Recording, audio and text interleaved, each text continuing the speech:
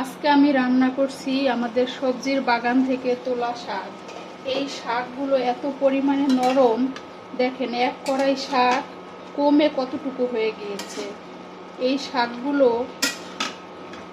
অনেক মজা লাগে খেতে, আর বাজার থেকে কিনে আনলে সেই শাকগুলো শক্ত হয়ে থাকে, আর শাকগুলো বেশি নরম না, খেতেও ভালো লাগে না। আর এই শাকগুলো আমি চিংড়ি মাছ দিয়ে রান্না করেছি, দেখেন কত সফট, দেখলেই বোঝা যাচ্ছে গলে যাচ্ছে শাকগুলো।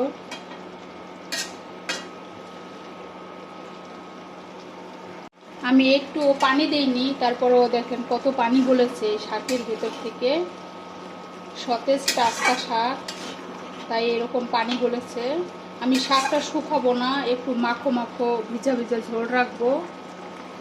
এতে চিংড়ি মাছ দিয়ে রান্না করলে ভিজা ভিজা রাখলে খেতে ভালো লাগে। এখানে শুধু এক ধরনের শাক না, নানান ধরনের পাঁচমিশালি শাক রান্না করেছি।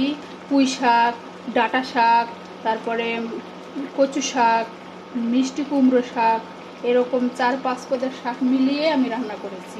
এভাবে রান্না করলে খেতে দারুণ লাগে, একবার ট্রাই করে দেখবেন আপনারা। এই তো ফাইনালি আমার শাক রান্না করা হয়ে গিয়েছে। এখন আমি একটা বাটির ভিতরে শাকগুলো বেড়ে নিয়েছি।